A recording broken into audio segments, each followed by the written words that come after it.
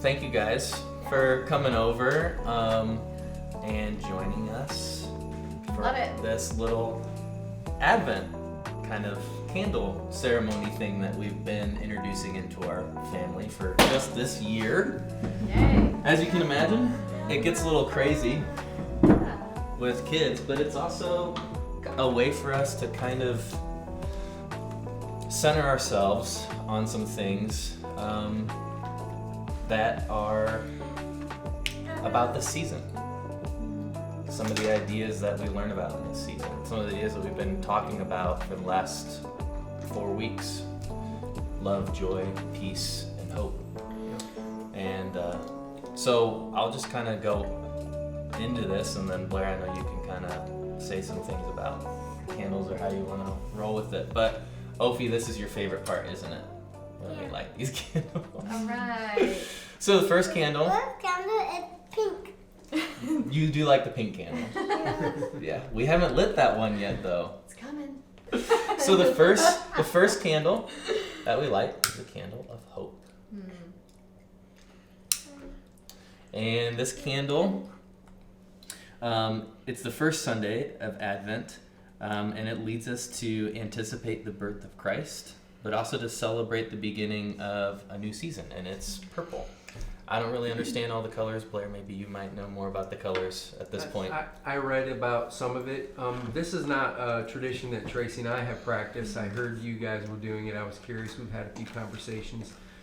I didn't know it had been going on for 180 years. It started as a thing with the ability to remind young kids, and now it's turned into, I don't know, something that households all across the world practice as an attempt to remember. And so that lighting of the first candle of hope, I find that interesting that hope is the first one.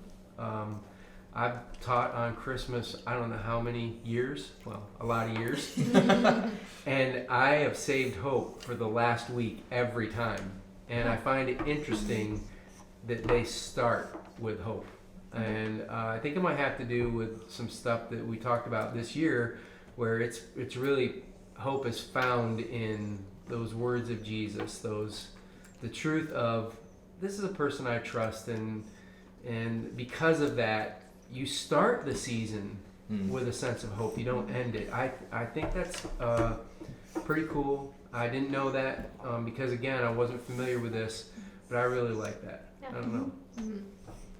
Love it. Yeah, because it doesn't matter what your circumstances are. He's bringing that hope and that anticipation of it. And I think we get stuck in our circumstances. It does kind of feel like sometimes, amidst all the chaos of the season, you're like, whoa, what am I really hopeful for? Yeah. And so, yeah, it's a reminder for us that we have hope. Hope not in circumstances, but Right. And Hope. a person. hope in a person. Yeah, Jesus. Second Sunday, second candle we light represents peace. And generally, I think if I understand this right, these are lit 1 week apart. Yep. So, leading up to Christmas, it's maybe lit on a Sunday or whatever works for the family to remember, but they're gathering, they're doing something. I understand you guys gather. Is there a certain time of day that you were doing this? We've been doing it in the morning. Okay. We're all having breakfast, and It's kind of like at the start of our yeah. Sabbath. Okay. All right. So we Sabbath on Mondays. Yep. And so we kind of take the morning and we light a candle. And Ophi has this Advent unicorn Oh. Advent calendar Wow. that you love opening up. It's All something right. you hope for every week. Yeah. Yeah, you do. So the third Sunday, this third candle represents joy. And it's a lighter color, maybe because pink is a joyful color. So Blair should wear a lot more pink. There you go. There you go. It's probably not going to happen, but some of the stuff that I read, this would actually be a wreath. It would actually be greenery, and there would be nuts on it. And every piece of it, the people who initially started this told the story about Jesus with each piece. So everything about it is symbolism in some sort of way. So I'm sure even the pink candle has symbolism that you were meant to draw into and get more out of the story with. All right, Opie, we're gonna light the fourth candle now. Okay. Alright. Okay. So the fourth week of Advent is this candle right here, and this candle represents love. Yeah, makes sense. You're spending time with family, friends on a day where love's going to be on your mind, and to remember that was a motivation that God had for us, pretty important. So I see the value in that. Makes sense that it's the final The fourth candle too. Yeah. The last candle that we have here in the middle is the fifth candle. There's not always a fifth candle, Nope. but in this case there is. And this fifth candle is usually lit on either Christmas Eve or Christmas Day, and it represents Christ. And because it was, God chose and called a woman named Mary to bear and bring our King and Lord into the world. I think it's only fitting that you, Morgan, that a woman would do this for us. Yeah. Very much a part of what the Passover kind of celebration would emphasize too, that Mary had a very important part of that, and so she was honored by being the woman would light the candle. Right. Yeah. Usher the holiday lights in. This is Our Light's Jesus. The best light ever. Yeah. People don't even really know when it was added, but I love it. I think the reason I love it is because I don't know how busy you guys feel like during this time of year. Do you have that? Okay, so you feel that kind of stress. Yeah. I mean, I talk to people a lot who feel like they're running from place to place, have lots of parties, all that kind of stuff. Like your time and energy and attention gets consumed. And we have found that it's really hard to remember that at the center of the season is Jesus. And so this visual kind of representation of that, I think, makes a ton of sense.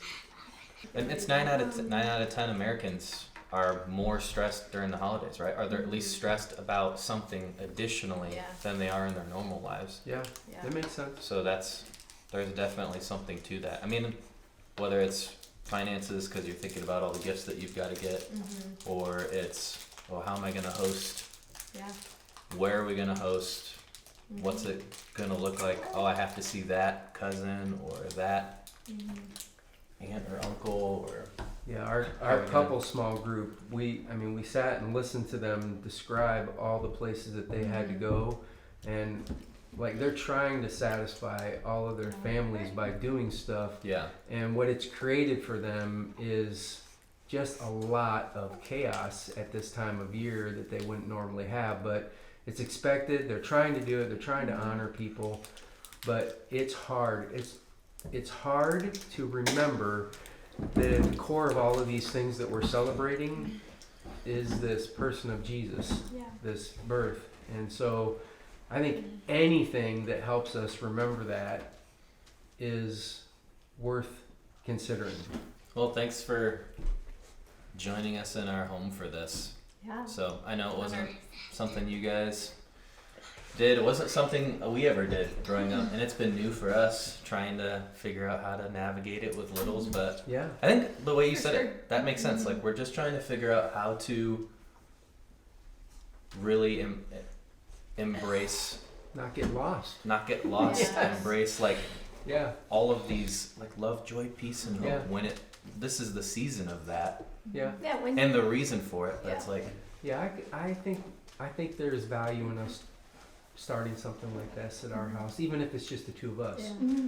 To have a calm moment where you're reflecting, you're talking together, you pray together, and then the craziness starts again. Yeah. Yeah. But Come I- away. yeah, and I it think does start again. when you focus on this, then the other stuff, the chaos, doesn't maybe feel as overwhelming. Right. Like, because you've gotten a good mindset around it. Yeah, I it's think like you're that's what it centered does. on him. Yeah. Yeah, that's really good. And Ophie's favorite part. Are you ready to blow out the candles? Yeah. Okay. All right. Okay, ready? Let's blow out that one.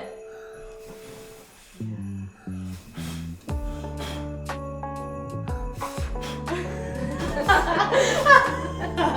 got it. There we go. Yay. Oh my goodness, that was funny. So good. And now a treat.